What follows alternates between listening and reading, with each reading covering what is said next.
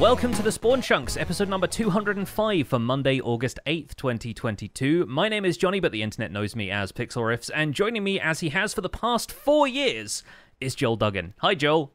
4 years. Episode 1 was published on August 10th, 2018. That was yesterday, right? That's not that long ago. Yeah, something like that. Yeah, no, you throw in a global pandemic and a number of Minecraft updates. We started recording just after or just before they updated to 1.13, I think. Yeah, just after the update to Quantic. Just after the one thing, yeah. We were talking about how much we enjoyed Bubbles and The Drowned and that kind of stuff, right? Yeah. Yeah, so, and all of that is available if you go to thespawnchunks.com, or if you're diving through the archive on one of the podcasting platforms, you can go back and listen to the archive should you desire. Obviously, know that some of the news and opinions are well out of date by this point in time. But a big thank you to everyone that's been listening for a chunk of that, whether you've been here since the beginning, early on, or just joined us recently. It's really fantastic to see the show keep going and keep growing. And I mean, I have a lot of fun doing it. It's been a really interesting learning experience to be part of a video game podcast that is updated so often. Like, we give news almost every week, which is really, really cool. Yeah, absolutely. And it's been super fun for the last 4 years, and will hopefully continue to be super fun for the next little while. Obviously, our Patron community has grown, and we obviously want to thank our patrons for supporting the show as you do. We've got plenty of stuff coming up later this month. We've got a chunk mail dispenser coming next week. We might, hopefully, fingers crossed, have a couple of folks coming in for like more interview, kind of casual chats and that kind of stuff. So stick around for potential guests coming this month. And then we got a monthly Minecraft hangout happening at the end of the month as well. So as usual, it is a good time to be a patron, and we want to thank everyone for their support for the last few years. And as a patron, you get access to the Render Distance, which is the extended version of the show, which has been going on for almost as long as we've been recording the podcast. I think there's only 17 episodes that didn't have a render distance. Mm-hmm. And that's where Jonny and I talk about extra stuff, things that were just happening over our weekends. This week, Jonny's been replaying Hades, and I was watching The Sandman, the Neil Gaiman property that's now on Netflix as a series. That came out this past weekend, so I've been diving into that. So we talked a little bit about that. No spoilers. We didn't get any of that. But if you want to listen to that, check out patreon.com/thespawnchunks and get access to the extended show. So this week I have been doing a bunch of stuff that I can't really talk about, and it's not because it's like a huge kind of behind-the-scenes project or anything, but I'm doing some secret stuff on Empire's SMP, and so if I told you what I was doing, it might spoil the experience for some people who are hopefully going to be experiencing it sometime later this week, maybe the week after. So I don't really have a great deal to contribute about what's new in my Minecraft life. I'm building a catacombs for my storage system is the main thing I can talk about, and I really like building a thematic storage system rather than something strictly for utility, because normally I'll go in for like survival guide, for example. I'll be thinking mainly about just how usable a storage system is, and so I'm building stuff that's just like straight rows of chests, impulse SV item filters behind all of them, and like in my more recent worlds I've adopted the strategy of having a barrel over the top of each of those for craftable materials. So stuff like, if I've got a cobblestone chest there, all of the cobblestone stairs, slabs, walls, maybe some furnaces, whatever kind of products, all go in the barrel above that chest to save myself some time looking for them in a manually sorted storage system. But in these catacombs, I'm working a little bit differently. I have more manual storage than I have bulk storage. The bulk storage is going to be for more like loose categories of items, and it's not just going to be rank upon rank of chests. Like, it's the same kind of thing, but laid out very differently, and laid out in a way that makes sense for the environment. And I normally design storage system first, environment second, so I'm having a lot of fun doing the thematic side of things, and working on automation almost as an afterthought rather than as the strict purpose of the whole system. Now that you are on Empires, is there any temptation to grab a different chest texture to have them look more like sarcophagus or caskets and stuff? I could do that, but I think it'd be more of, like, I mean, those would be the chests that appeared basically everywhere for me, so it really depends, because there's some stuff I want to build that it wouldn't make sense at all for, you know, a double chest to look like a coffin or something, right? So you'd have to install a mod that allowed me to separate those chests from other kinds of chests, maybe. And, you know, I'd be entirely fine with Mojang adding more types of storage chests to the game if it meant we could do something a bit more thematic with chests in general. But yeah, I think it's also, we're working on a more global texture pack system anyway. Like you download the texture pack when you join the server, and then that's got everything in it. So I'd have to kind of persuade the other folks on the server to install the same thing rather than just stick to a client-side texture pack. I like the idea of options, but like you said, that involves mods and things like that. But at least with Empires, it's not part of the Minecraft survival guide, so it's not going to be confused with vanilla and all that kind of gameplay and tutorials that you're doing in that series. But I like the idea of thematic storage too. I've done kind of a little bit of a mix where I think the biggest storage system I have currently is underneath the block bank in the modern city. Mm-hmm. And it makes sense in that it's modern looking. It sort of looks like a bank vault, but it also very much looks like a pretty standard Minecraft storage system with like water and, sorting different items and bulk items that we're going to be using a lot in the city, with some manual storage on the side, smelter, that kind of thing. So it doesn't look exactly like a bank vault. I was thinking Minecraft storage first, bank vault aesthetic kind of gently laid over it. Mm-hmm. And it is underneath the bank.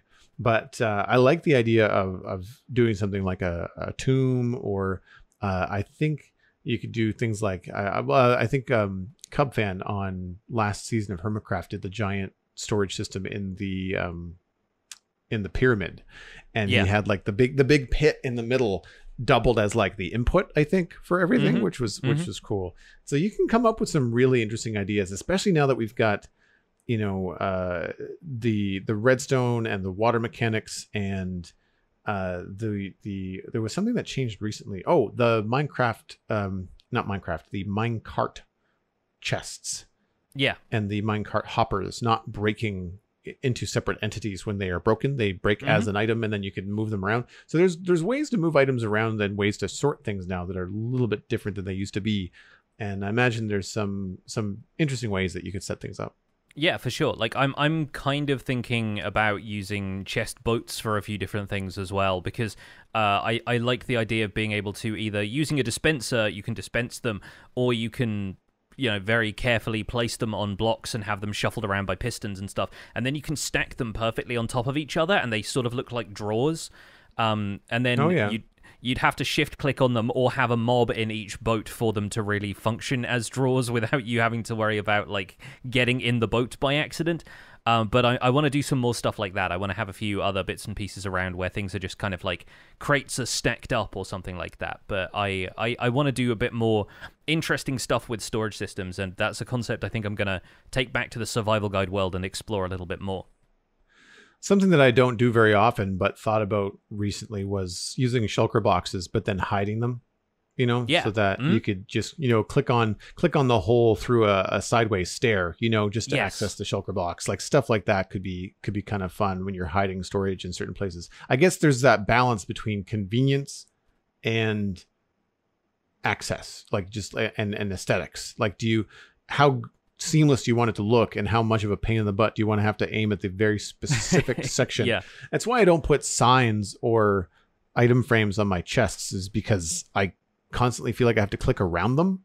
And it drives me crazy. My main pet peeve as well. Whenever I come up with a labeling system for storage, I usually try and either use full blocks, and in this case I have block swappers, which are used to swap out the block directly in front of the chest so that you can see what it is at the click of a button or the turn of a page in a lectern, as I mentioned last week.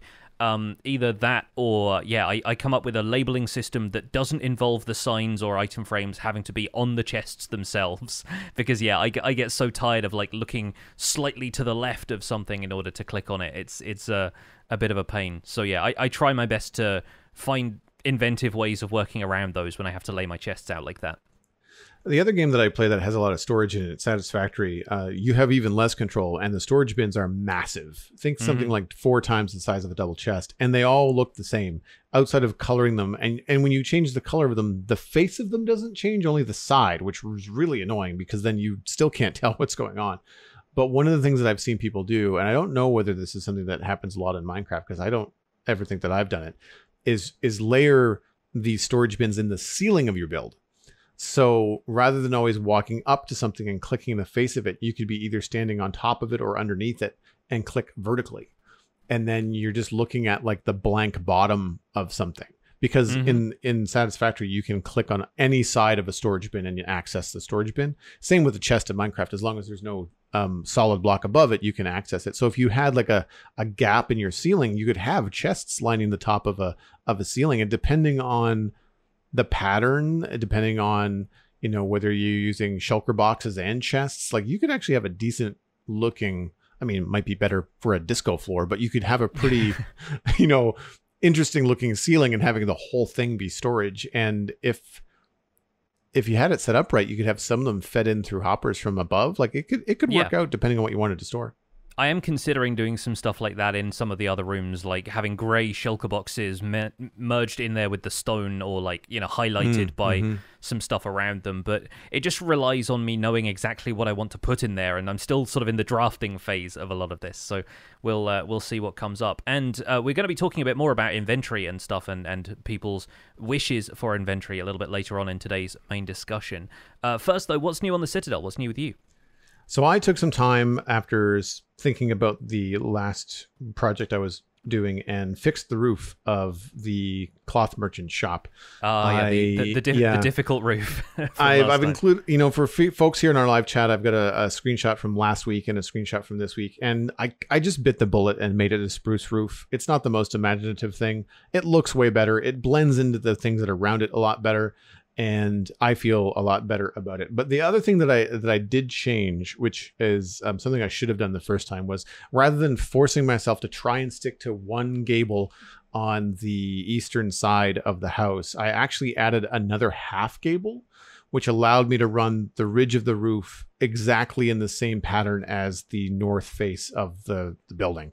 And that saved myself it came together almost immediately after I added that half gable. Nice. Yeah, so I was happy with that, and it didn't affect the inside too much. I had to do a lot of block changing from a lot of the oak that was previously part of the roof is also what I used to decorate the inside, and so there was a lot of like, oh, but if I put a stair there, it connects funny to the stair beside it, and so like I had to do a lot of kind of like milling around and trying to sort stuff out. But it ended up coming together in the end.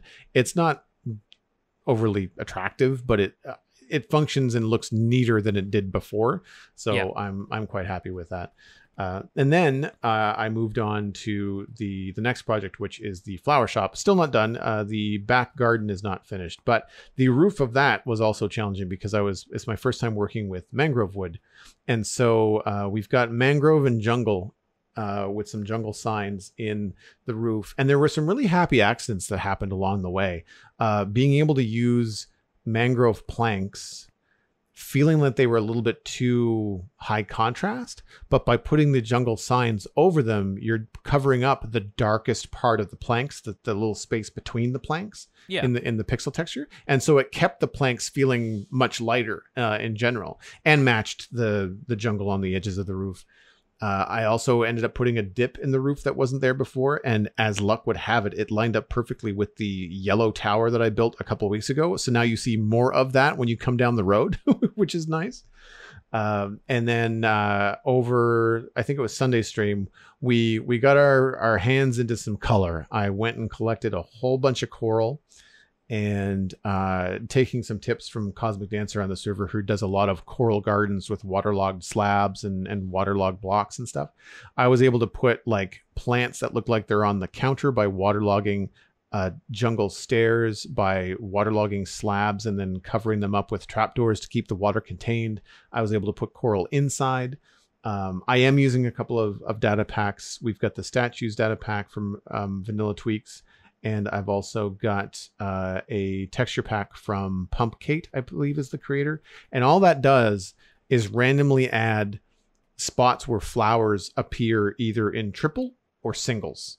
So it's random. It's based on what space you're using in the world. So sometimes you put something in a pot and it's just a single flower. And sometimes you put it in a pot and it's triple. And man, sometimes it makes a big difference. Having 3 little alliums in a flower pot looks magical compared to one lonely, looks like a pom-pom on a stick, Sure. Yeah. Looks a lot more like a plant when there's 3 of them. So that was the data pack push, but really what pushed it over the top was glowberries and azalea and flowering azalea, and even some mangrove leaves on the inside and on the outside that help kind of like make everything feel lush and overgrown. There's a drip leaf in there. So a lot of it is vanilla content. There's really only a couple of spots where I use the data packs to kind of push things forward. Oh, and the tables and chairs, but I've talked about that a number of times on the show. People know that I use it. Yeah, and you've got dirt half blocks. You've got dirt slabs from yes. that one petrified oak slab that you can retexture and craft. And I like that being the waterlogged slab that you've got like some of the coral on in here, because it means it looks more like a plant that can grow on dirt, which normally coral can't unless you have a waterlogged slab somewhere else, like immediately adjacent to it or something. And even then with the plants, it has to be the block that they're placed on, right? So I think it's pretty neat that you've got that available to you, and you can make this behave a bit more like a plant, even though it's technically speaking an animal, I guess. Coral is weird, man. Yeah. But yeah, I really like what you've done with this, and it feels like wandering into like a florist, you know, in Brighton where I live, where like really cool. Yeah, there's always like, you know, yes, you've got the kind of bunches of flowers that are pre-cut and wrapped already, and they're in like buckets and stuff, but they've got bigger plants that are just like, you know, they're not growing up the wall necessarily if they're plants that they're selling, but you've got that environment of there are all kinds of plants on display, and they're sort of like up the wall on one side, and, you know, the people are just kind of casually on the shop floor cutting things and wrapping stuff for customers and stuff. So it definitely feels a little bit more alive that way, for sure. Thanks. Yeah, it was a lot of fun and nice to add some color, especially on the street outside. Like when you're walking down the road and seeing these pops of like pink and magenta from the coral, which I've got kind of layered behind like a fern or a bush or something like that, just to kind of soften them a little bit. Mm-hmm. I find that it works really well. I didn't end up using any red. I used some yellow coral inside, and that's a really fun pop because it works very well with the glowberries. But the red was just too red. It's too pure primary red. It clashes with the more maroon of the mangrove. Yeah. So I didn't end up going with it. Although I'm going to try to use it somewhere else, because I've got a back garden which is not completed. I've kind of laid out a rough idea of where I want to go with it. And there's lots of opportunities there to also add like waterlogged slabs and some coral back there. And because of the fact that it switches to a taiga biome, I'm hoping to be able to use some berry bushes. And I think berry bushes and red coral will look good together, because you'll have the primary red from the berries and the red from the coral to kind of balance it out.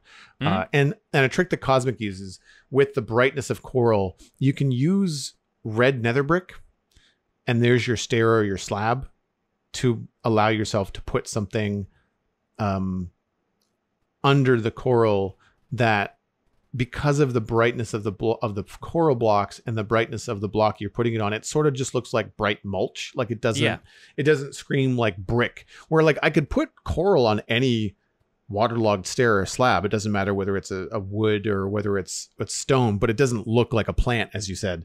So I'm hoping to try and push some ideas there.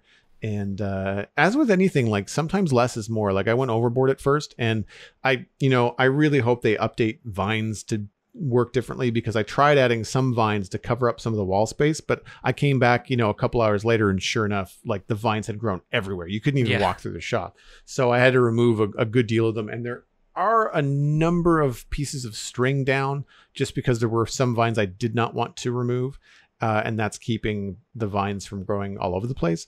But I have a texture pack that reduces the transparency of my string down to like 10% or something. So it's there and visible, but very, very subtle. So there are a few of them there, but I don't even think they show up in the screenshots. So I still wish that we could use the same shearing thing on regular vines as we can on cave vines and kelp and everything, because like just stopping them from growing would be such a boon to builders when it comes to using this stuff. Like even when I'm building ruins stuff in Empires now, I am avoiding using vines, because I will go away or I'll spend some time AFK somewhere, or I'll be mining under the area, and I'll come back and there'll just be vines everywhere, and I'll go, no, I don't want this.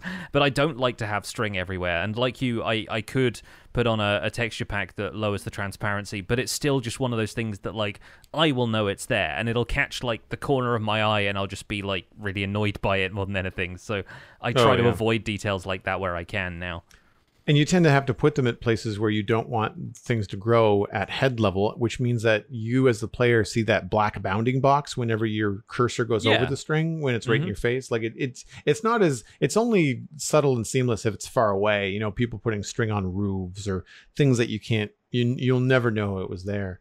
But yeah, I agree. I wish there was a better mechanic for vines. That's why I like the glowberry vines. I find that if I don't need to coat something flat, like with the vine texture currently, I prefer the glowberry vines, the cave vines, because you have a lot more control and they have a much better 3D texture to them. They fill up a lot more space.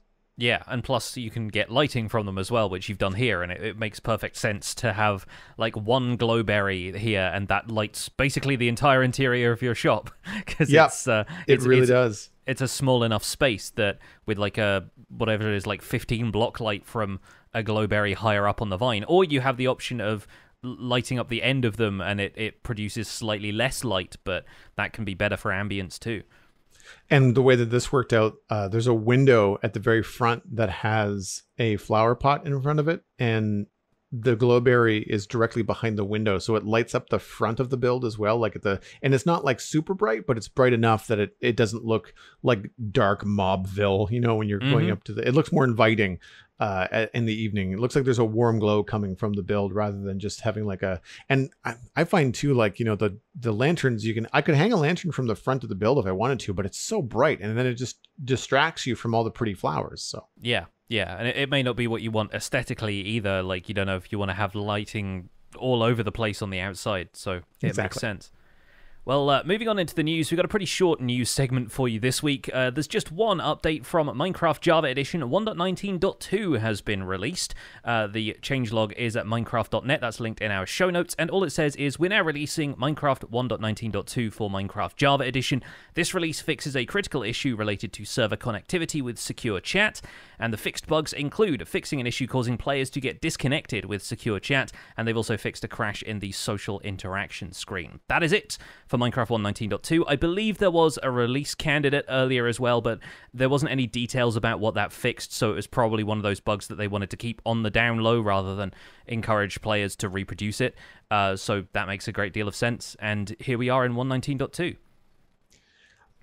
I'm just waiting for the dust to settle on these incremental updates, because then I have to go through and update the performance and client-side mods and quality of life mods that we run on the Citadel, but that's really it. I mean, everything as far as 1.19 content-wise for me is in place, so I know what I know, and I'll get to the new content when I get to it, I guess. Yeah, same goes for us on Empires. I'm obviously updating the Survival Guide world because it's single-player and has no mods. Like, I'm updating that day of, or whenever I happen to log in, because I've been mostly on Empires this week. But I don't really have a great deal to say about this one. Like, it'll... I assume after 1.19 has reached its final sub-release, then people will just be updating to whatever their mods work for, and then that'll be it. But no content as such to speak of, just a couple of bug fixes, so all good here. Speaking of new content, what do you think we jump into some chunk mail? Yeah, we might as well. If you'd like to write to the show, you can do so by sending an email to spawnchunkmail@gmail.com. Please try to keep them to the point and short, and we will get them on the show if they fit into the conversation. This email is from the Iron Creeper 1 animation updates. Dear Pix and Joel, I was listening to episode 197 of the Spawn Chunks, and I really felt Joel's disappointment at the Minecraft animations compared to the animations in Legends and Dungeons. So, I give you my sales pitch. In Minecraft itself, there are some mobs, like the Warden and Frogs, that have really good animations, but older mobs, such as zombies and pigs, that have fairly basic animations. Frogs have a wobbly walking animation, officially terminology here, but pigs seem just to glide over the ground, as do mobs like horses, which would be expected to have a galloping animation. Should the next Minecraft update be an animation update? A chance for Mojang to go back over some of the old mobs' animations and possibly remake some of the basic ones, or add some different ones for some mobs under certain circumstances, such as pigs, when walking through mud, should roll in it a little. It would give a little bit more immersion to the game, as you would see the mobs around you making various different animations at random, rather than just standing there gliding across the ground as they do currently. But still no knees, though. Thanks for reading the email. I have been listening to the podcast almost constantly this summer so far while driving a tractor. Keep up the good work. The Iron Creeper one got distracted and crashed his tractor while trying to imagine new animations for pigs. Oh no, that's what we don't want. We're fine with like in-game death messages, real-world death messages. No, be careful. Like this podcast is not rated for operating heavy machinery.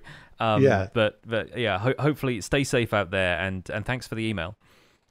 I like the idea of an animation update. I am biased because I was an animator early in my career as an artist, but I don't anticipate an animation update, giant air quotes. Like, I don't think that's going to be something that Mojang does, because it's not going to really offer new content for players.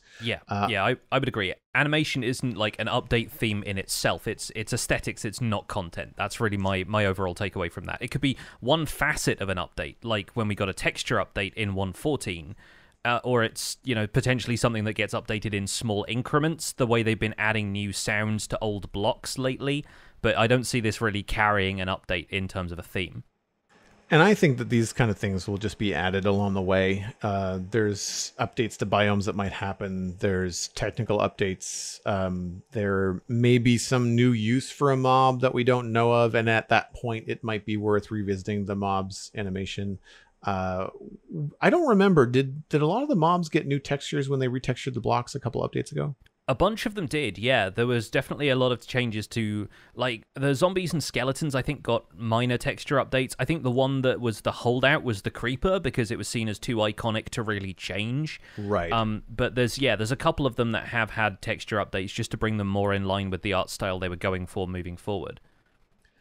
So I could see an update to animations from, say, hostile mobs lumped into something more of a technical update, like a redstone update or a Rails update, or something where they're, dealing with like mobs that we often put in minecarts to move them around or to do something like that. So if you change the way that a mob sits in a minecart, it might be a decent opportunity to update the mob animations and that kind of a thing. But I don't want to forget about player animations, because less important on a single player world, but on a multiplayer world, I think it would be nice to have players look like the video game is not from 2012. Yeah, right. It would be nice to have a little bit more, specifically because I've seen fan made stuff and I've seen animations where even without knees, you can still make the characters feel like they have a lot more weight. Yeah, definitely. Like, there's definitely some good player-made stuff out there. I will recommend a few mods with a variety of changes. Not Enough Animations is a Fabric mod that's updated to 1.19, and that adds some fairly basic stuff, a lot of which seems like it's fairly in keeping with vanilla. It sort of feels like a vanilla plus kind of thing. And it adds animations to the player in areas where you might expect them to have something different. Like, it varies the animation for drinking instead of eating and makes that more visible from the outside. Loading a crossbow is more like a smooth kind of drawing back the crossbow animation to somebody who's watching from the outside. And there's a few different ones. If you compare that to something like Mo Bends, which was last updated for 1.12, and it's on Forge, because I don't think Fabric exists as far back as 1.12, that's a really interesting one. That was part of RL Craft when I played that. And honestly, seeing players running around with, like, there were kind of bending knees occasionally. The sword swinging animation was much more fluid. Punching actually felt like you were kind of shadow boxing a little bit, even if you were just punching a tree. Like, it felt like a more realistic way of having that, portrayed in-game, and that was one of my favorite changes, and probably because the rest of the changes were trying to kill me in various ways, but it was one of the things that, as I noticed it really started to stand out for me as like, oh yeah, no, you can tell when somebody is sprinting because the animation changes and they're tilting forward a little bit more and their legs are really going, and like, I think stuff like that isn't as easy to interpret for Minecraft's current art style, because Minecraft obviously has this kind of blocky game aesthetic to it, and I feel like a lot of the animations, both for mobs and for players, are simplistic because the environment around us is simplistic, but then later updates have obviously added a lot more complexity to the game. When a lot of these animations started, there wouldn't have been, stairs and slabs for a great deal of blocks, or at all. And so I think now that we're getting a bit more complexity in the environment around us, I'm not opposed to having a few more complex animations come in to make it feel like the player is really interacting with those elements of the world. The last thing I will recommend for Forge, but for 1.16, there is a Better Animations collection out there, which collects a lot of different mobs. Think of it more as like a mod pack that has, tons of different stuff. I think stuff like Mobends is in there, but it gives spiders additional joints to their legs, so they look a little bit more realistic. It gives a variety of mobs different behaviors, like sheep will kind of like bend down with their front feet straight out in front of them, kind of doing like a Superman pose kind of thing to graze, maybe a little bit more realistic to how they would in real life. And horses and pigs and stuff like that, they have some animations that, characterize them differently, as opposed to right now, basically every animal that grazes just like tilts its head down, does munch, munch, munch, and then sits up again. And it feels like they lack distinctiveness of character because they're all using a very similar animation.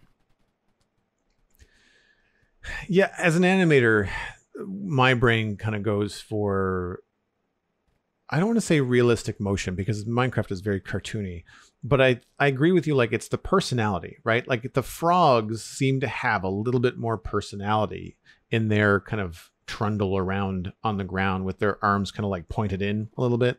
Then when you compare that to something like a pig or a horse or a cow. And I think that in some cases they'd have to update the models in order to increase the animation. And it's a double-edged sword because I've played modded Minecraft where there are extra animals all over the place, but the person that created them went super dense pixel art on them. They don't look like part of Minecraft. They just look a little bit too like they're from another voxel game. And while they look pretty on their own, they don't really jive with the Minecraft aesthetic, and so you really feel like you're playing modded. Whereas something like a parrot's a pretty complicated model, but it's still very Minecrafty, And I think that that's a good example, for stuff like that. It gets more difficult, obviously, the smaller the animal, but I would say that there could be some cool things like even having. I'm not sure if I'm not even sure what to call the movement, but you ever know, like when a cow or a horse, they might moo or whinny, but then they shake their head sort of side to side in a way, as if they're shaking off flies. Or dogs do it all the time when they're like stressed or they're drying off. It's way more dramatic when a dog does it, but that kind of a thing. And the animation, the wolf does it in Minecraft when they get wet, right? They do that kind of shake. They shake water off, like I mean, I own cats for a couple of years. I've seen cats do that shake when they've got like something that's kind of itching their head or whatever, and they just want to like shake stuff off. Like a lot of animals do that, and like I think that kind of behavior has precedent in Minecraft already. I think if anything, the dogs have one of the more like varied sets of animations from mobs that aren't more recent. Like I think the dogs have been shaking like that for a while now, and it's kind of interesting that those kind of animations, that sort of level of detail, doesn't get applied to other mobs. And I think too that even the newer models, while remaining simplistic, and I'll use the goat as an example, it's a much better looking model than what we have for earlier mobs. And I can appreciate something maybe like the creeper being, not wanting to change it because it's so iconic. I still think you can change the way that a creeper moves, rather than just leaving it the way that it is. Like, and especially if you could do something interesting with it, like imagine, because a creeper is completely imaginary, like there's no realistic kind of like reference in real life. Imagine if the creeper had like an accordion neck and it could go from being 1 block tall to like a block and an eighth or whatever it is now. Like, because it could creep up on you better. Like it would become a different kind of threat if it could scrouch down and hide behind a bush. And I think it would be very funny if it had like an accordion neck, like a Muppet. You don't have to change the texture. I just think it would be really weird, and add personality. Right now, they are creepy, which I guess is part of their personality, but they don't really have much more than that for me. One of the Better Animations collection mods is Wobbly Creeper, which has them kind of like wobbling from side to side as though they're the wavy arms guy outside of the used car salesman lot. Which I don't know for certain. Apparently this is a reference to a Captain Sparkles music video, according to this. But yeah, it's maybe like it's more community prompted than that. I like the idea though, and I think there's potential for it. I don't know if the Mojang team has more of a policy of not going back over their old work as often like this, in the same way that you've talked about before, not going back and like redrawing old comics. Yeah. But I do think for a game that is evolving at the speed that Minecraft is, which is not like the fastest development in the world, but also, you know, there is room for future updates in the next 6 months, you know, kind of thing, this cycle that we're on right now. I do think there is room for some of that stuff to creep in here and there. And while we're on the subject, we wanted to dedicate the discussion portion of this episode to the speculation that's been happening in the community about what the theme for 1.20 is going to be. Now that we're obviously locked in with 1.19 and some of the bigger changes in the dot releases of 1.19 are presumably behind us, a good handful of our chunk mail and the activity we've seen on Twitter and in our Twitch chats and various other places has been about the presumably upcoming announcement of Minecraft 1.20, because Minecraft Live is going to be happening sometime towards the end of this year, and so people are curious about what's coming next. And we wanted to talk a little bit about what's got this buzz going, what some of the more common theories are. We've seen folks like Azumavoid recently posting an update video about how Minecraft 1.20 should be the inventory update, and he says right at the beginning of this episode, it's not going to be the inventory update, and this is not a call for it necessarily, but he wanted to explore a bunch of ideas related to how inventory could be improved in future updates. We've also seen people talking about them hoping that birch forests are included in an update after the concept art was shown at Minecraft Live, and then it turned out they weren't on the slate for 1.19. There have also been a few other rumors or, you know, speculation going around the community, so we thought it'd be kind of fun to check out some of these theories and go over why people are, you know, getting the buzz for 1.20 already. Give a shout out to Dr. Brian from Under a Stack of 1,000 Diamonds, Laresque, and Alejandro from Argentina. Thanks for writing in with all of your emails. We've kind of folded the ideas that you wrote in with into the main discussion this week. So as far as the why this discussion is even happening right now, what do you think, Joel? Because, like, 1.19 hasn't been out all that long. Is this just, you know, the wheels of the Minecraft community churning at this point, or do you think something like anything in particular has prompted this? I think that it's the short tail of Minecraft updates. I find that once the new thing is here, it seems to be all about the new thing for about a month, and then it starts to move on. But I also think the time of year. If this was closer to Christmas, I don't think it would be quite as speculative, but because Minecraft Live typically happens near the end of September and early October, or early October, I should say, then we've got, in some parts of the world, back to school is happening or preparing to happen. So players are thinking about back to school and potentially fall, which leads to Minecraft Live. So I'm thinking that because of the proximity to Minecraft Live, that this is kind of percolating a little bit more on the surface.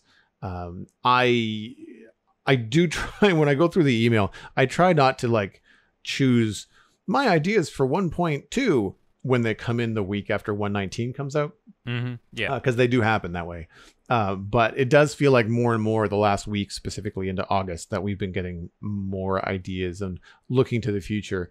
And I kind of wonder whether, as you mentioned, the stuff that Mojang had shared early on in development that did not make the cut for 1.19, if that's kind of fueled the speculation or fueled the desire to have this stuff, we'll say, caught up, you know, and brought into the game. I think it's a combination of that and the fact that 1.19 has been, while obviously the snapshots and everything else came out, you know, months before the actual release, so people have been talking about that for a while. Some of the content, the stuff from the Deep Dark, is stuff that we've been talking about even longer. So I think in terms of the chat around this stuff, people were probably already tired of talking about the Warden and the Deep Dark in a casual sense before 1.19 actually released. And we even had some criticism from the community, I think most of it personally unfounded, but people saying that this was just delayed content. It didn't feel like new content for the update, right? And so I think a lot of people are looking forward to 1.20 because for the first time in a while, we don't know for certain what's next. We don't know about delayed content necessarily making it back into the game. We don't know if it's going to be something like, you know, archaeology is going to make a reappearance from when that was forecast for the Caves and Cliffs update and then shelved.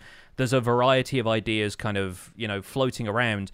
or it could be something completely different if Mojang doesn't want to pursue any of those ideas quite yet. So we've got some potential options floating around out there already. I think a lot of people are also looking forward to 1.20 because they want to put the negativity about 1.19 behind them.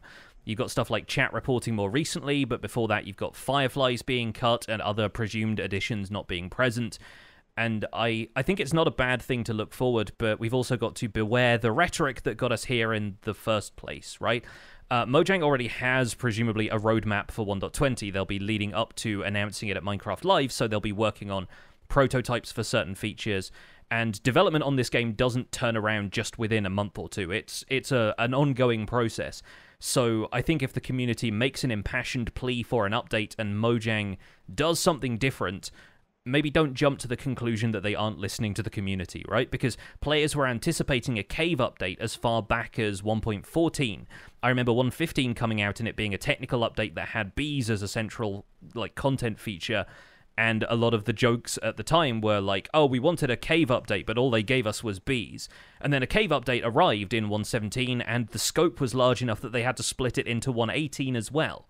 So there is potential there for the community to demand something that's big enough that Mojang starts to, have to split things over multiple updates and maybe bites off more than they can chew for a single release. There's also going to be some continuing negativity from the community at this point.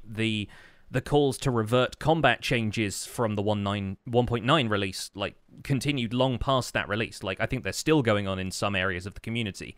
So I don't expect the demands to remove chat reporting are going to go away entirely, and neither is the atmosphere around Mojang overpromising on features that are in development. I think we need to maybe take a few of these speculative videos that people are posting around now and the lead up to Minecraft Live with a bit of a pinch of salt and remind ourselves that Mojang has had a content strategy in place for a while now. It seems to be working out for them, and while this discussion is going to focus on a few theories that are out there, none of these are set in stone. A lot of them are just based on what the community is feeling at the time. I'd agree. I do like that speculation does give an opportunity for creators that in many cases make their living playing Minecraft to be able to say well, here's an idea that I've had.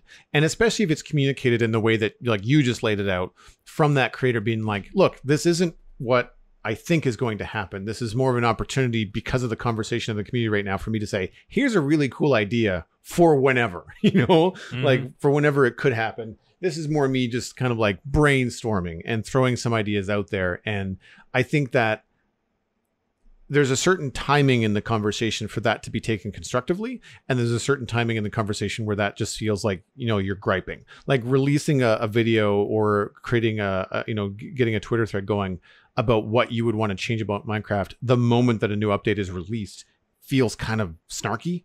Whereas when you're in between the development cycles and you're leading up to what might possibly next and everybody's kind of speculating, it's a little bit more of a welcome conversation, provided again that it's presented in the right way.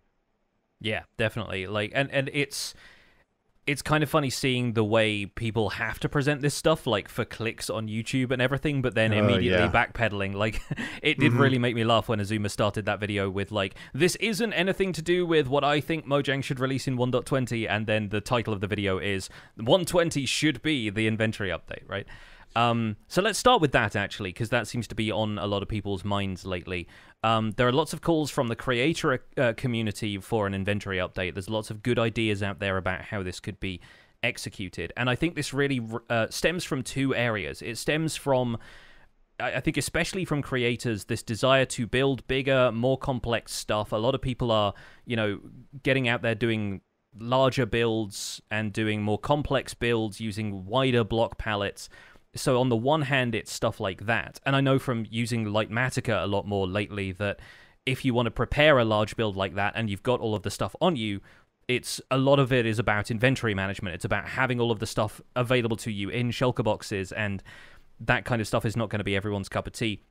The other side of it is, of course, any future updates are going to have to add more blocks and items that the player ultimately needs to manage. And so people want solutions for that before they see the overall creep of items becoming so large that you have to build a pretty decent storage system just to store one of everything. So I can see the drive for this. And so I kind of structured my notes here into kind of pros and cons. I think the pros for an inventory update are really improving quality of life for future updates, because they will have more blocks and items that we need to manage. And also that there is scope within Minecraft's mechanics for some pretty clever solutions. And there's also even the opportunity of gating those behind player progression and existing systems.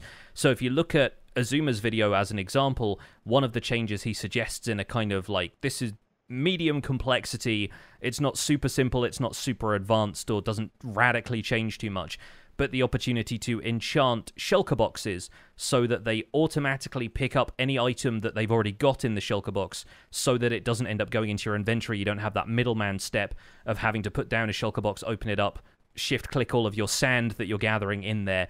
And likewise, you can do that for a whole variety of items. So if you're going mining and you want all of the precious materials to go into one shulker box, you can pretty much just do that without having to interface with the shulker box at all. And there's a couple of other enchantments that he recommends for that. You know, there's I think a siphon or a refill enchantment, so that one of them can effectively be a second inventory that you're constantly refilling a stack of items from. If you want to build a large brick wall, you just have a shulker box full of bricks, and it constantly refills the stack in your hotbar from the extension of your inventory that's inside the shulker box. So there is room for stuff like that to be implemented in a very clever way. And I think that that works because, like, you can carry any number of shulker boxes with you, which is more than any person could ever carry, considering what's in them.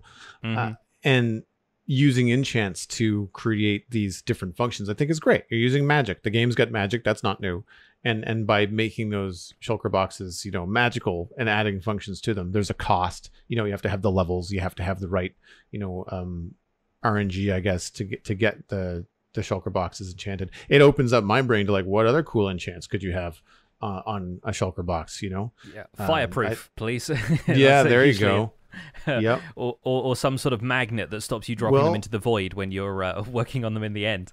Look, there you go. I mean, like, you don't necessarily want it to affect the color, but something like the cost of having to put a shulker box and a netherite ingot together in the smithing table to create a shulker box that is, one, able to receive enchantments, and two, has the fireproof aspect to it. Like, there you go. Like, that's a cost. That's not just a free update. Like, you have to go find the netherite for that stuff. If you've got as many shulker boxes as I do, I'm going to be spending the next 6 months in the nether, you know? Like, that has that balance of, like, play, like gameplay versus reward, you know?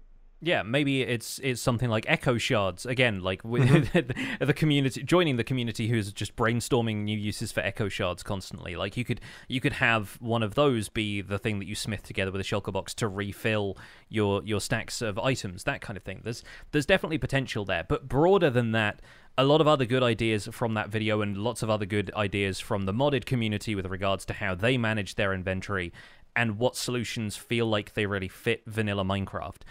There's some more radical stuff out there, like you know, letting go of stack sizes and having items stacked to 999, which X decided was probably the best number in terms of readability, but also allowed for the highest capacity in a single stack. And obviously, stuff like that is a bit more iconic, and so I kind of put that in the cons column. Like, you risk letting go of some of the things that really are emblematic of Minecraft in people's communities now. Like, I see the number 64 in any other place, and I immediately think of Minecraft, and so you'd be letting go of some of the key iconography like that. That feels like something like the Creeper texture change, where they kind of have maybe ruled that out as a concept. But is that a bad thing? Remains to be seen. The other thing I put in the cons column here is that this has the potential for conflicts with Bedrock Edition, because we've seen some features be touted as solutions to some of the problems with inventory, like the bundle, but then they simply aren't compatible with a variety of control surfaces. And, you know, a couple of years on from its inception, we have bundles as part of the code hidden in Java Edition. They haven't come to Bedrock Edition at all because of mobile players not really being able to hover over the bundle's interface to see what's in it, and everything having to be controlled through a touchscreen. So I think, while a lot of these solutions seem like a cool idea, some of them are going to be better for Java players, or keyboard and mouse players more specifically, than they are going to be for a broader variety, and it's really about making sure that something is going to work on both versions, because like it or not, Bedrock Edition is a reason for some features not to come to Java Edition, because Minecraft needs to be treated as a holistic development project in areas like gameplay like that. And that's where I think that the hang-up lies, is the way that it is affected on multiple platforms when changes like this are considered. And for me, I granted I'm biased because I'm a Java player and definitely a keyboard mouse player. I've tried to play Minecraft with a controller, it just wasn't my thing. But I feel like there are UI differences between the two different versions, regardless of whether the gameplay stuff has some parity. So I'm fine with gameplay parity and them having to consider, all right, well, we can't do this on the bundles on mobile, so we're gonna hold it back for a while. That to me makes sense. But UI changes, like I feel like if whether you like it or not, Minecraft is on several different platforms, and I feel like it is a disservice to the people that use the Java and Windows 10 keyboard mouse platforms when stuff like adding an inventory slot or the changes to the GUI are held back because of the fact that there's mobile players to consider. There's two different versions of the game. There's no reason why the keyboard and mouse players shouldn't be able to use the keyboard and mouse to the best of its ability within the game, and that I find frustrating. That's kind of where I'm just like, and again, it's a little bit of my bias of being a Java player coming through, but I feel like, well, why should I and everybody else that plays on Windows 10 and Java suffer because they can't hover click in a mobile situation? Or just if adding extra inventory spaces just becomes too much of a scroll on mobile, it's like, well, find a different solution that works for mobile that I don't want to use on a keyboard and mouse, I guess. The other thing that I find is problematic about an inventory update is that it's a hard sell because it is a lot of work. I don't want to downplay how much work it would be to try and make these changes or any of these changes. And I think that is not enough to sustain an entire update. There has to be some sort of content alongside of that. Yeah. And that's going to be hard because that becomes a huge workload.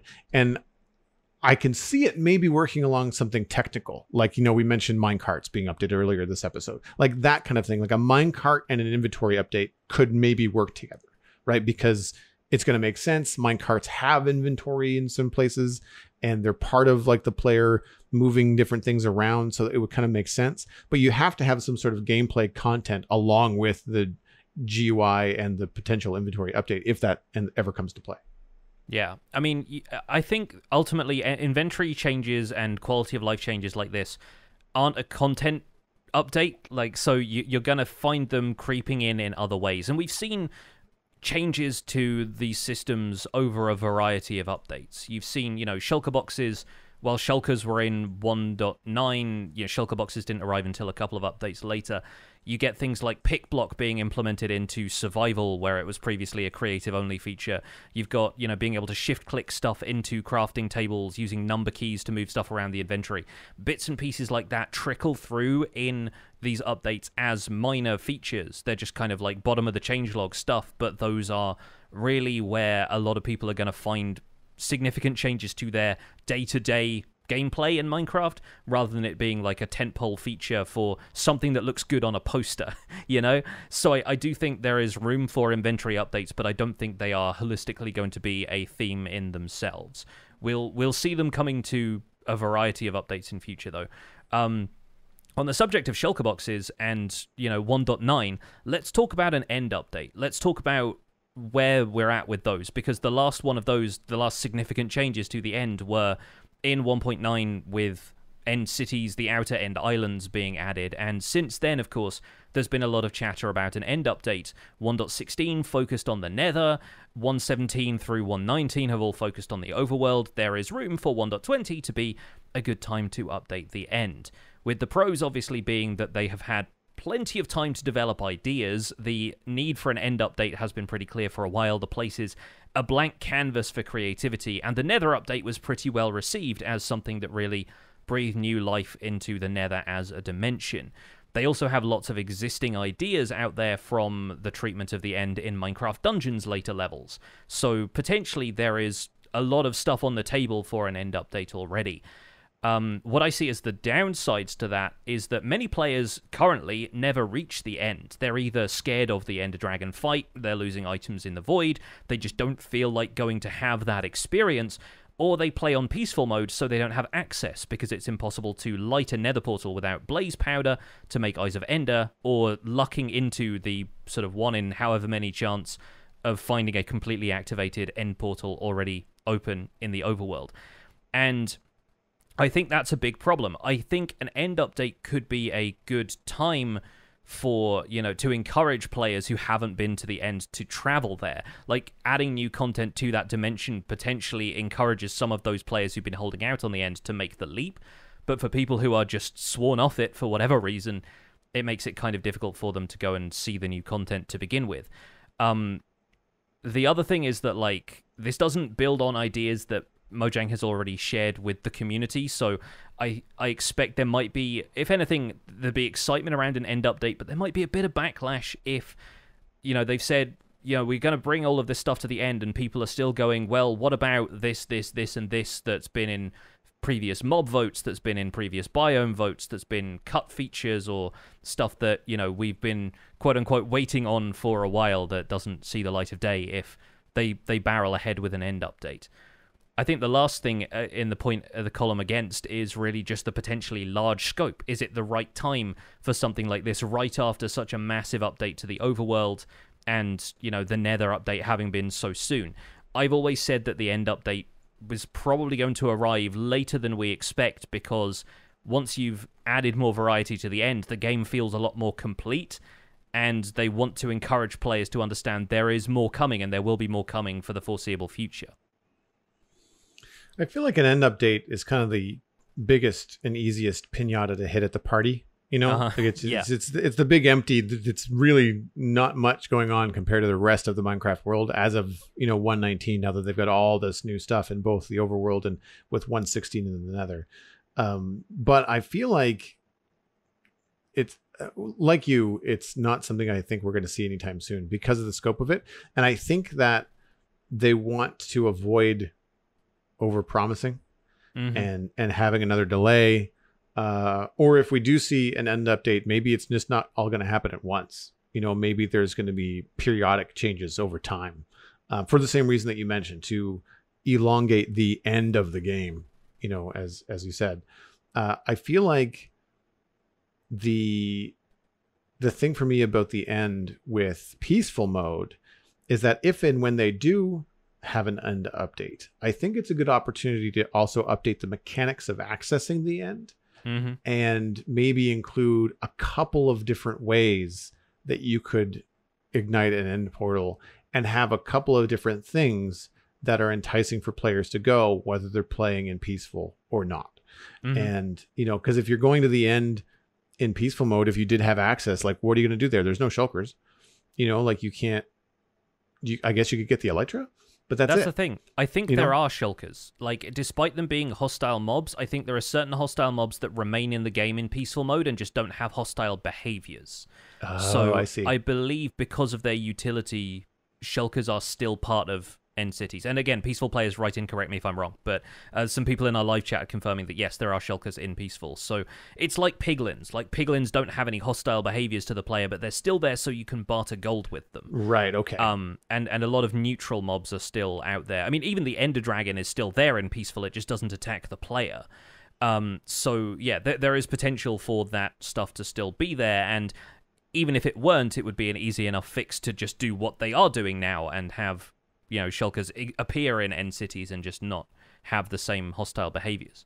And speaking of the End Dragon, if an end update happens, is an Ender Dragon fight change something that we see? Like, does the dragon get a remodel? Is that too iconic? Does the dragon's behavior in fight change? Does it become harder, to give access? And because it's now gating way more content with an end update, like there's a bunch of things that immediately make you realize just how big an end update would be. And that's why I think that if it's going to happen, it's not going to happen for a while. Yeah, I think the Ender Dragon fight, bizarrely, because it's still got its level of jank to it, is still one of the only things that I feel like is a balanced experience regardless of where you are in the game. And of course, everybody knows the speedrun methods of, blowing up beds underneath it to kill it as fast as possible. You can do that with, like, a stick in your hand and nothing else if you want to. But I think there are still players who approach the Ender Dragon fight with a certain anticipation. There are people who go in all guns blazing. There are groups who go in there and take it down within, a couple of seconds. There's all sorts of variety in that fight still. And I don't know if it necessarily needs all that much change. I think it's one of those things that could be left alone, and a lot of the changes happen on the outside of the islands where there's a lot more space, a lot more room for changes like that. But there is still, potential for any of that stuff to change. It got updated in 1.9 to be brought more in line with the console edition experience, or I guess the Bedrock Edition experience as it became, where previous to 1.9, the pillars on the end island appeared randomly, the dragon's behavior was slightly different, and now the pillars are in a distinct circle, and that also prompts the circle of gateways that appear around the outside of those. So I think there's a few changes that have been made over the years, but the dragon's behavior and whatnot has remained largely the same. I really liked your idea about a forest update. Yeah, so this is one that I was throwing around on stream the other day because, of course, birch forests got enough attention from the concept art that was shown at Minecraft Live that they could be considered for a future update just because of the amount of player enthusiasm and, I guess, player disappointment when it turned out they weren't coming to 1.19. And, this is a little bit out there, and don't, take this again with a grain of salt, but I think they might even have been scrapped from early 1.19 development because they fit better with the theme of a potential forest update. So if you look at forests in the game already, the regular forests that are just oak and birch mixed, the birch forests, and then flower forests in the overworld are the ones that have potential for expansion. I might include taiga forests in there as well, because even though they had the taiga update, that only really added a mob and a berry bush, plus the campfire, which is something a player crafts. You don't find them naturally, right? So, except in maybe taiga villages. But they could all potentially have room for expansion, whether that's just in terms of aesthetics, changes in the variety of trees that you find there, maybe the varieties of trees that the player can grow as a result, and then other bits and pieces that we saw from the birch forest concept art, a few other bits and pieces here and there. I think if that continues the development of the overworld, following on from Caves and Cliffs, continues the vision they were talking about when they introduced that concept art about making the overworld more immersive, making you feel like you're really there in a real biome, and having a sense of ecosystem to each of them. I think that's a pretty strong theme to continue from the Wild update and show the direction they're taking Minecraft. Could also be an occasion to add the Moo Bloom from the Minecraft Live 2020 mob vote, since I know that has a lot of fans out there. And it also delivers on something the community felt was quote-unquote missing from 1.19.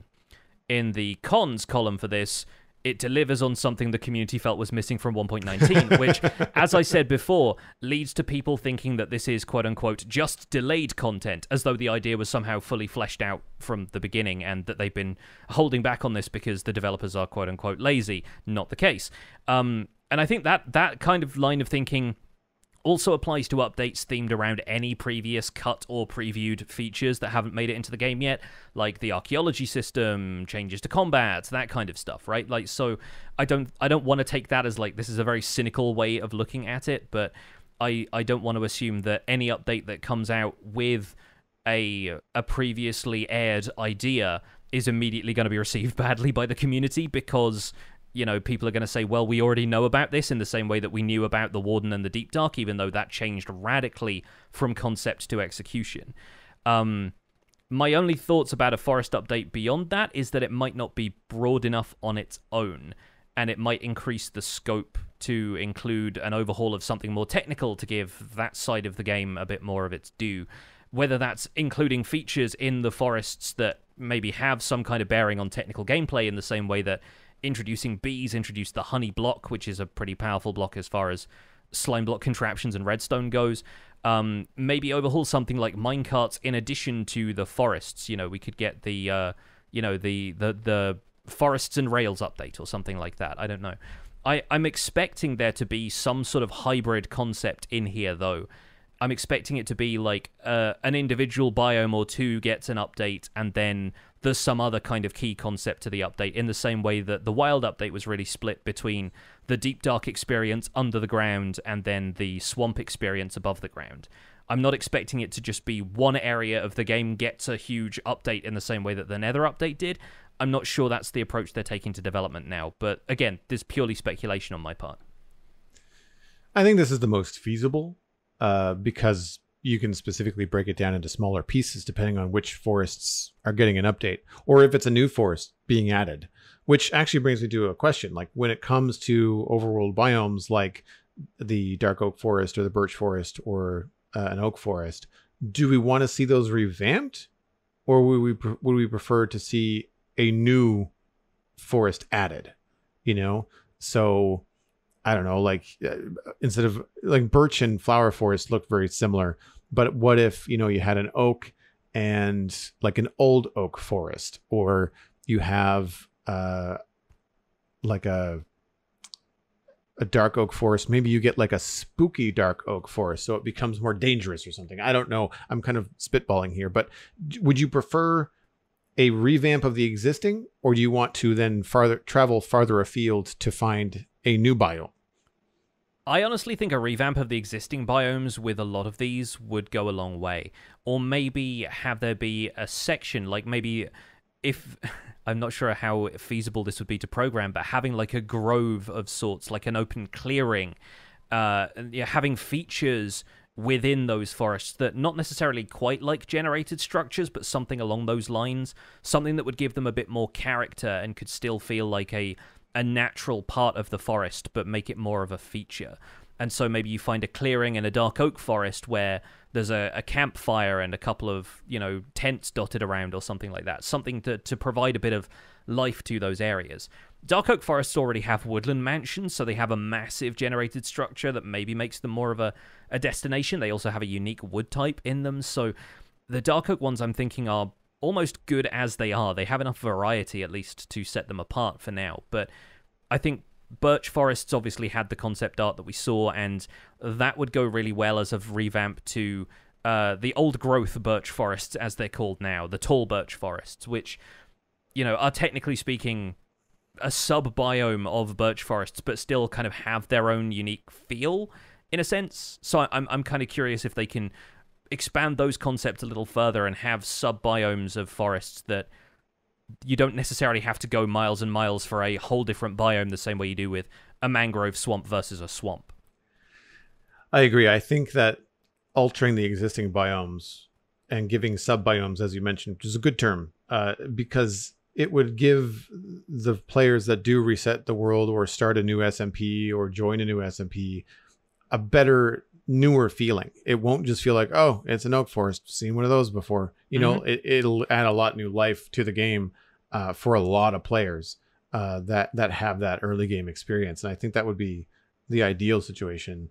For me, I feel like I would want to see a change to dark oak. I find that the tree generation there feels very samey, especially if you see it from above, which I know is late game. But like, I do find that dark oak just look like one giant platform of tree.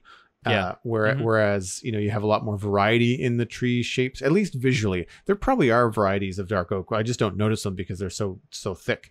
Whereas, with oak trees, you tend to have a lot of different heights. You have those big oak trees that form. You could add like a big dark oak tree, something larger in the middle there that kind of sticks out. I like the idea of like ponds. I don't want to go as far as say like a koi pond, because I feel like that's something the player might want to build, but having some sort of clearing and natural pond or natural, looking area with a lot of vegetation around it could be kind of a fun way to add some variety to the forests and stuff in Minecraft. I think that it also adds an opportunity for mechanical changes to either the way that some of the foliage grows and or is used. We've mentioned before that having flowers operate differently, or any kind of foliage that you plant down that changes the position from block to block. Yeah. Having an update like that along with a forest update, I think would also provide some of that cool technical stuff as well, for people. Yeah, I think so. Those are like my main three, I think, theories that I've seen going around the community is like stuff about forests, the end, or inventory. Have you seen any other theories? Are there any other ones that you've noticed sprinkled out there? I haven't seen any theories, but I've got a bit of a theory of my own in terms of the scale. I think that we are probably going to see smaller updates, and I think that players should maybe anticipate smaller updates to not be disappointed with what Mojang puts out there. Basing this on the large scale plans and some of the delays that we've seen over the past few years with the larger pieces of content like 117, 18, and 19, I can see Mojang wanting to aim at something more attainable, still cool, still great additions to the game, but much smaller in scope. Maybe even deliver, more frequently. I don't want to put, schedule ideas out there that don't exist, but like I anticipate smaller updates. I would even anticipate Mojang to under promise and over deliver. Yeah.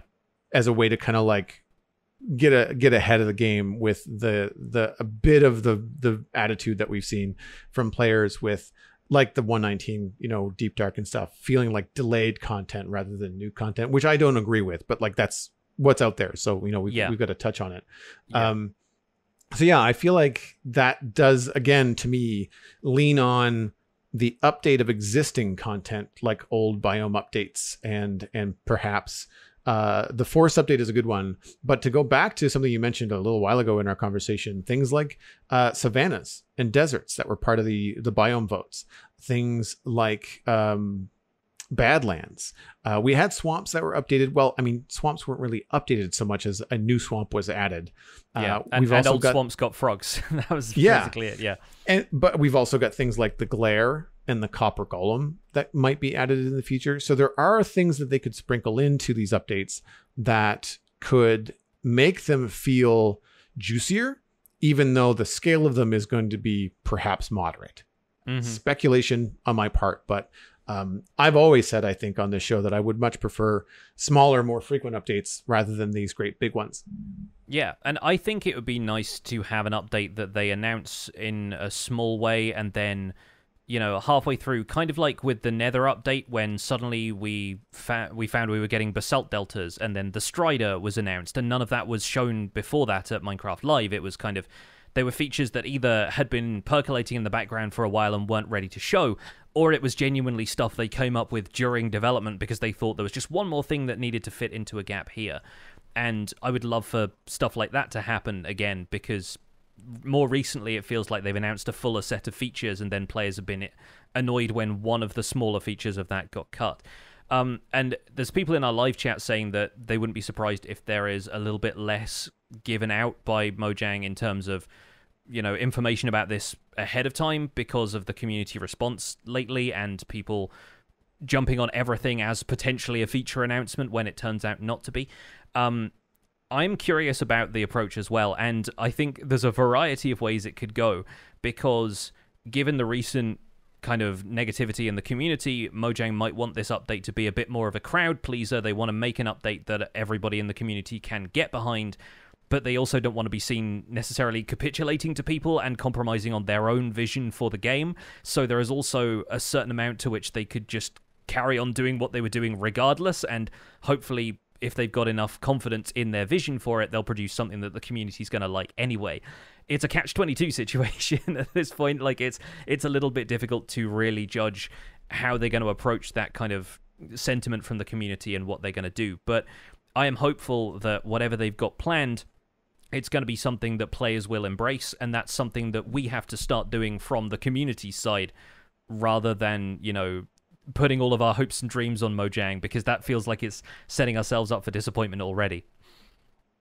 I can't believe we're talking about Minecraft Live already. Yeah, right. It's August, and judging by the dates that we had for last Minecraft Live, which was, I think, October 16th, maybe it'll happen around the same time this time around. So we're still like 2.5 months out from that, but the sentiment is out there in the community. And if you folks, of course, have any ideas about what you think might be on the way, we've received several of them to chunk mail already, but it's always interesting to get an overview of some of this stuff. So please do send it in to the email address, and once again, keep the emails short and sweet, and we'd love to get a look at some of them in upcoming Chunk Mail Dispenser episodes. For now, that's where we're going to wrap up this episode of The Spawn Chunks. You can find out more information about the show and links to some of the stuff that we've talked about today at thespawnchunks.com. The music for the show was composed by me, and The Spawn Chunks is proud to be a listener-supported podcast. If you're getting some value out of the show, why not consider putting some value back in? You can do that at patreon.com/thespawnchunks. Pledging at any level gets you an invite to our patrons-only Discord chat. You can listen to the show live as it is recorded in Discord, and you can listen in for the monthly Minecraft audio hangout and share some of the stuff that you've been building. We're currently at 344 patrons, which is down from last week thanks to a bit of Patreon reorganizing. And special thanks go out to our content engineer patrons, as always, Hunter555, Jumbo Sale, and Yitz. Thank you for your support on this episode. Sharing the podcast with your friends is the easiest way to support the show. You can find us at The Spawn Chunks on Twitter and Instagram. Personal recommendations are by far the best way to share the podcast. Just tell a friend about The Spawn Chunks and that they can listen on iTunes, Spotify, Google Podcasts, and even YouTube. Be sure to leave a rating and a review on your favorite platform. You can also email the show at spawnchunkmail@gmail.com. The RSS feed is linked on thespawnchunks.com, and the patron-only RSS feed is on the Patreon page. That's where you can listen to the Render Distance, the extended version of the podcast.